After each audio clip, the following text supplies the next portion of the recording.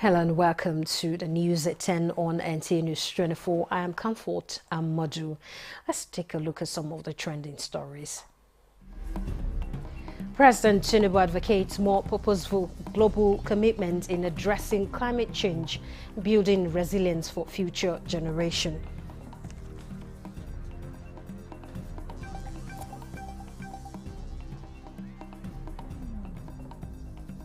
Minister of Information Defense budgetary allocation in 2025 proposed budget queried by lawmakers, describing provisions as inadequate to sustain his ministry.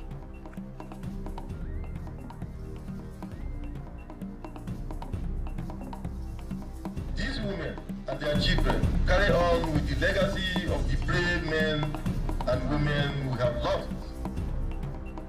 Forces Remembrance Day, Kogi State Governor promises free health insurance for widows of fallen heroes.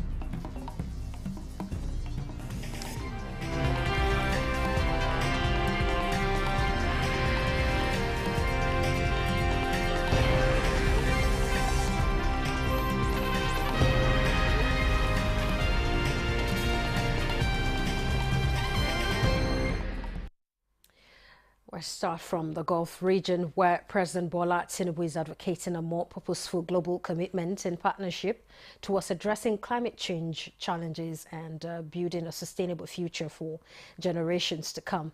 The Nigerian leader addressed the high-level session of the ongoing 2025 Abu Dhabi Sustainability Week holding in the capital of the United Arab Emirates, UAE.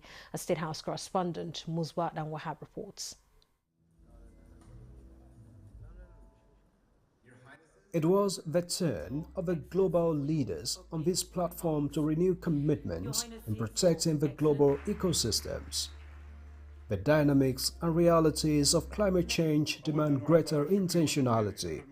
It is an existential issue for humanity.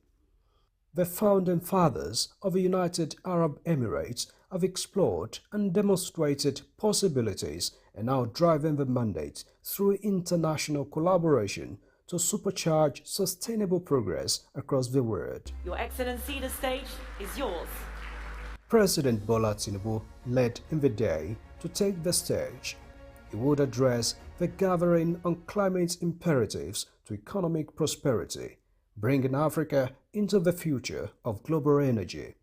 We face serious challenges, environmental challenges including deforestation, desertification, coastal erosion,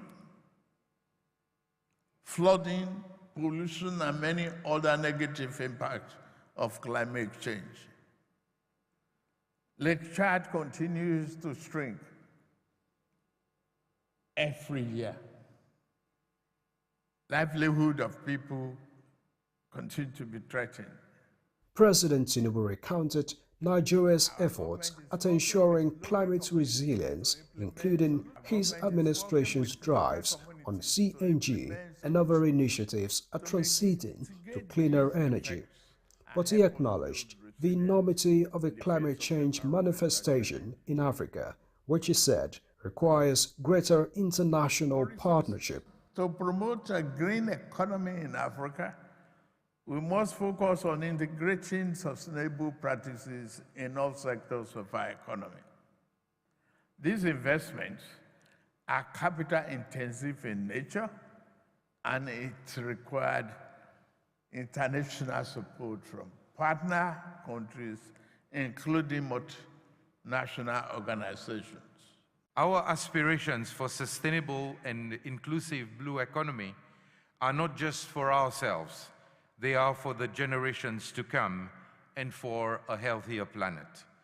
The future of energy transition and digitization will thus depend on our ability to strike a balance between sustainability and innovation.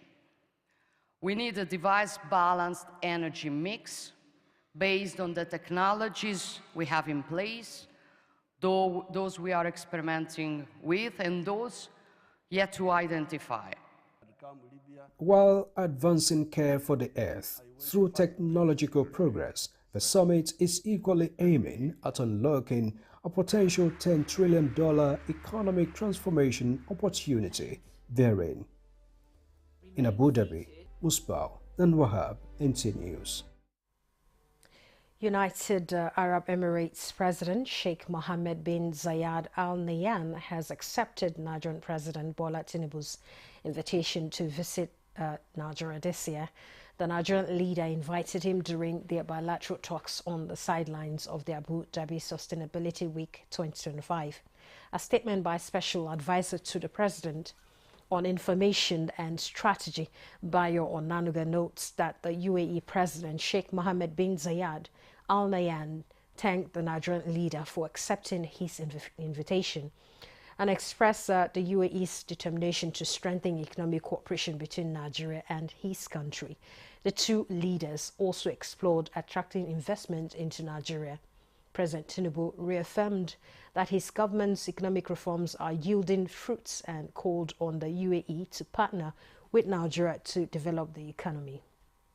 And the Nigerian leader said the reforms had stabilized and grown the economy, encouraging foreign investors, including international oil companies, to announce billion-dollar investments, signaling renewed confidence in doing business with Africa's most populous nation. Zhao Yuji, a Tsinghua University professor, argues that Nigerians' development is hindered by a mindset of dependency on external survivors. Discussing how to leverage Nigeria-China relations effectively on Good Morning Nigeria, the scholar emphasized that embracing determination for self-independence is key to unlocking Nigerians' potential. Most important, speaking from the perspective of communication scholar, is to break out that unspoken, almost like in the air influence of Western media. One part is the victim mentality that comes from colonization. That I think the Nigerian people were struggling already over 100 years to overcome that mentality of dependence, of waiting for others to give the aid, like what you're seeing. Not wait for the fish, but try to learn the fishing. Yes. And that's what the Chinese is doing. So one part is overcome the colonial mentality. China-Nigeria relations. We're seeing that is your self-determination, your initiative, if I will, your overall purpose of the nation is the most important. And only when you have that, that's your unity of your purpose, your self-determination, independence, which is actually, if there's one lesson, that's China's lesson, right? China started at that point when its GDP was even lower than many African countries. Well, it is the responsibility of the legislative arm of government to scrutinize annual budgets as proposed by the executive as part of its oversight functions. And this includes adjusting the figures to suit national interests for the good of the citizenry. And this was played out as the Minister of Information and National Orientation appeared at the National Assembly in the company of chief executives of the entire agencies of the information machinery to defend 2025 budget proposals. National Assembly correspondent Mohammed Rabiu Ali reports that the interaction was at the House of Representatives. It is another opportunity for the minister to inform the People's House on the implementation of the 2024 budget and proposals for the fiscal year. Capital budget, and I'm still on the 2024 budget, we had the appropriation of 3,196,335,612 was appropriated for the ministry in 2024. This, of course, as we have said earlier, was grossly inadequate. And I have a table of how much was paid, how much is awaiting payment from the Office of the Accountant General of the Federation, the payment in process with the ministry itself, and also the ongoing project. They are all captured on page 5 of that document. We had also the IGR, the internally generated revenue. Now, the amount generated in total was about 57,941,000, and the amount remitted to government is 57,941,900. I want to say that we had 100% remittance to government from the internal generated revenue. The revenue, of course, you can see is very low. That is why we want further investment to go into that so that we can generate more revenue, and in turn some of the activities of the ministry and some of its agencies will become largely self-reliant. What is of note is that even the overhead that was about 3.8 billion in the preceding year has come drastically down to about 1.2 billion. So instead of us to have an appreciable progression, what we are seeing is some kind of slide going backwards. And I think that it is necessary that we pay more attention to these figures so that we can help this sector to grow, so that the sector can fully implement the mandate given to it by Mr. President, consistent with the Renewed Hope agenda. Mohamed Idris emphasizes that his ministry will continue to engage MDAs on the policies and programs of government so that the premium for the value orientation could be achieved. And I'm happy to mention that because the President puts the premium on that in his first of a New Year message, he has said that he is himself going to lead the National Values Charter campaign, which is going to be launched within the first quarter of this year. The President himself is going to lead that so that all of us will come together, assess ourselves. What is it that we have done, or what is it that we have not done? Why is Nigeria, the values in our country are gradually being eroded to the point that people want to japa out of the country, and as they do, we want to, as they japa, we also want them to japa back to this country through this one, so that Nigeria will become, yes, and we do hope that especially the young ones amongst us will do that. After listening to the minister's submission, members of the committee have reservations on the allocations to this important ministry. Carefully and enjoyed your submission. You're a fanatical lover of this country, and I appreciate that. I look clearly into the budget process. I support the entire proposal from the leadership of the committee. But I want to say this, the question. Every ministry prepares their own budget. I would love to know what budget was prepared by your ministry before this came to us. Probably some other agencies altered your budget because I know you wouldn't have given yourself an 8 billion. That's number one. Number two, looking clearly into this budget proposal, it says 2024 you return back into Treasury. This is something that you see happen in Western worlds. That's why I said for your ministry, you must be one of the finest ministers you have in this country. Because I've not come about any agency or ministry, in all fairness, and this is my second time in the National Assembly, returning funds into, it might unfortunately have been an albatross to your ministry now because you're being truthful, you're being straightforward, you're being forthright. And this should not be seen as an albatross to allow a budget of meager 8-point-something billion come to your ministry. I stand and adopt the resolution made by the committee leadership that this be rejected. Most of us have traveled out of this country. We have seen the image of this country being portrayed outside. You are the image maker. Believe you me, I know you have that zeal. This is not my first interaction with you. This is probably the second or third. I can say how fashionable you are in trying to move the image of this country. But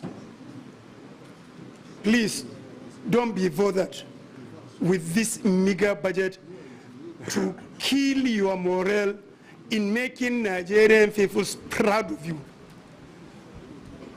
8.9 billion is grossly inadequate, even apart from the overhead, that is the staff salaries of 3-point-something billion, 5-point-something billion, you are left with only 1.2 billion to do all what you intend to do, which I believe whosoever think that amount is enough, believe you me, is an enemy of this country.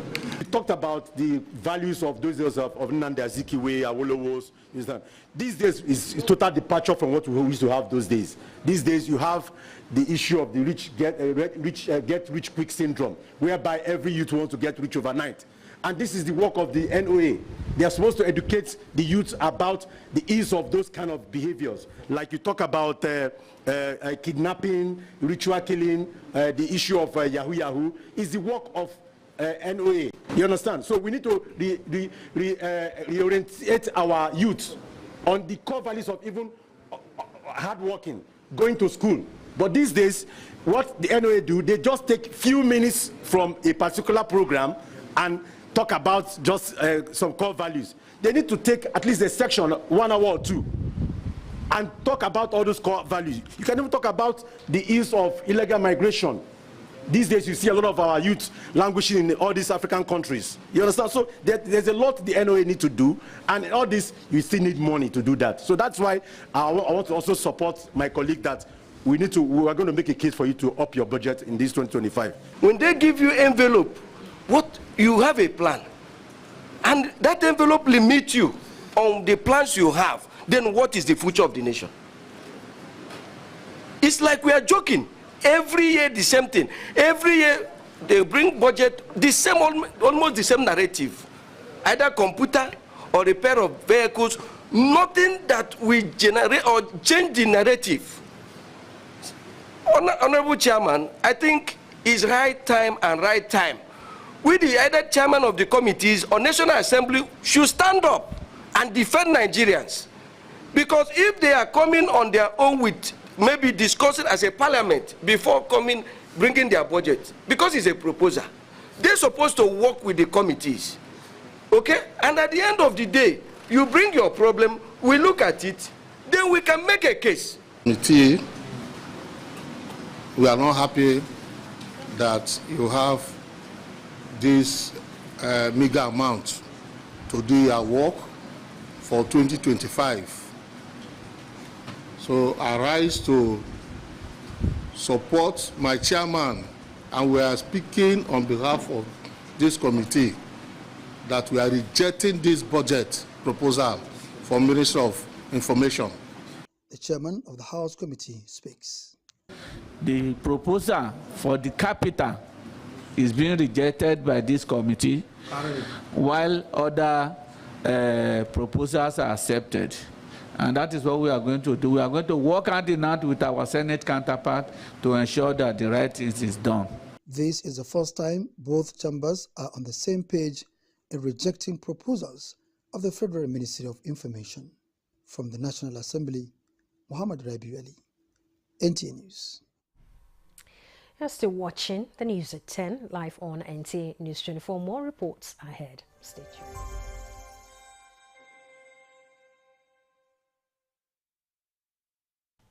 I am Oluremi Tinubu, the global and national Stop TB champion.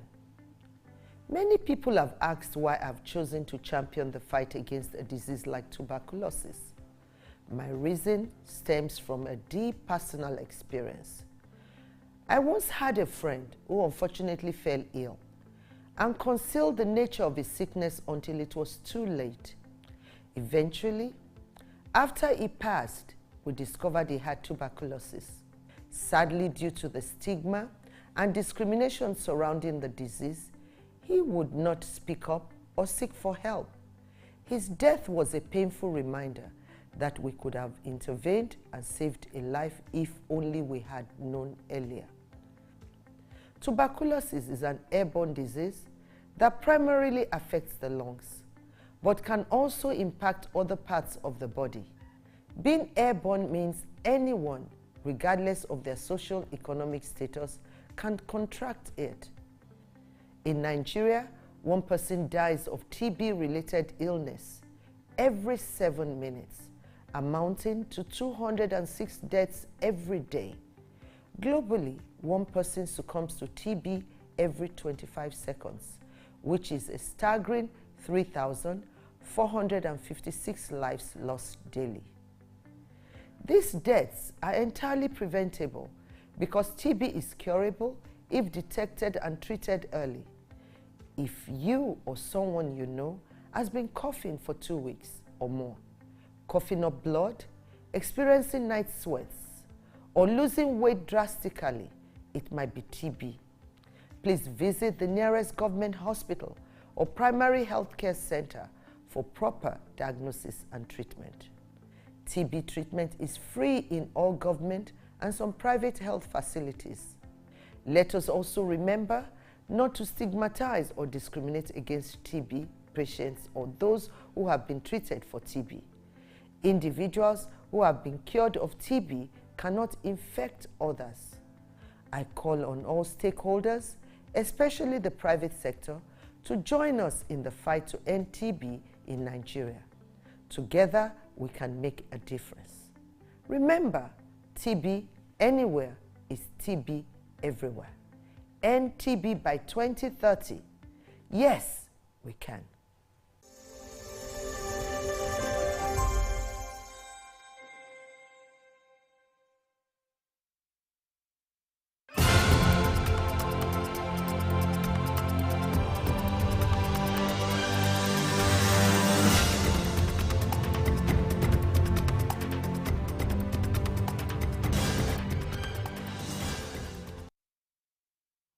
Thanks for being there. Now let's turn our attention to Kogi State, where the Governor, Ahmed Usman Ododo, has pledged the government's commitment to supporting widows of fallen heroes and those wounded with a free health insurance coverage in the state. He made the promise at the 2025 Armed Forces Remembrance Day celebration in Lokoja. Ajibola Christopher reports from there. The ceremony to remember the fallen heroes of the Nigerian Armed Forces took place at the cenotaph of the First and Second World Wars located in Lokoja. Governor Ahmed Usman Ododo led other prominent personalities, including heads of military personnel, the police, representative of the Speaker, Kogi State House of Assembly, the State Chief Judge, and the traditional institution in Ruth Lane in honor of Nigeria's fallen heroes. In his remark, Governor Ahmed Usman Ododo expressed his administration's commitment to support the military and families of the fallen heroes with a free health insurance scheme. He acknowledged the Nigeria Armed Forces for their selfless service in protecting the nation and her citizens for a stable and secured nation. On behalf of the government of Kogi State and the good people of our dear state, I pledge our continued support to the injured members of our armed forces. We owe them not just gratitude, but tangible assistance to help them rebuild their lives. These women and their children carry on with the legacy of the brave men and women we have lost. He further commended President Bola Ahmed Tinubu for his unwavering dedication to maintaining the country's unity and security. The remembrance of the fallen heroes is a testament of unifying the country's integrity and hope for the families they left behind.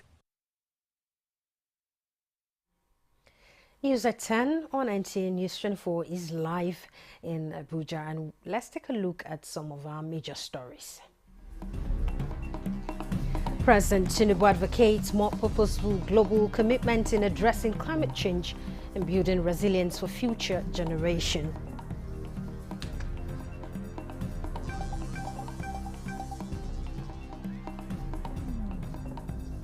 Minister of Information Defense budgetary allocation in 2025 proposed budget queried by lawmakers, describing provision as inadequate to sustain his ministry.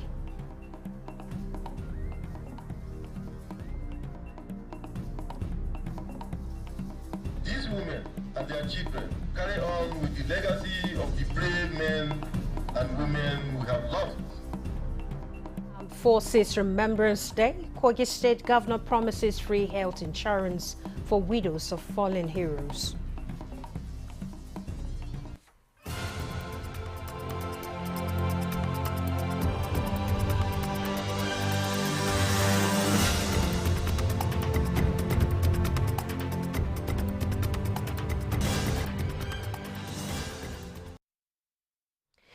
Deputy Chief Whip of the House of Representatives, Adewumi Oriomi Onanuga, is dead.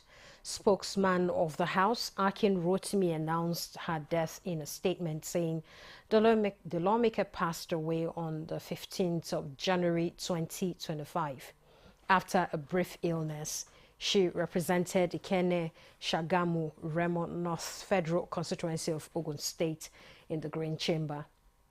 And the late Onanuga was first elected to the House in 2019 on the platform of the All Progressives Congress. During that tenure, she served as chairperson of the House Committee on Women Affairs and Social Development in the 9th Assembly. After re-election in 2023, she was appointed Deputy Chief Whip of the 10th Assembly, a position she held until her death. Born on December 2nd, 1965, the late lawmaker is described as a dedicated public servant and passionate advocate for her constituents. She becomes the 5th lawmaker to pass away in the tenure of the 10th House of Representatives. And with that, we conclude the news at this time. I'm Comfort Amadu. Thanks for watching.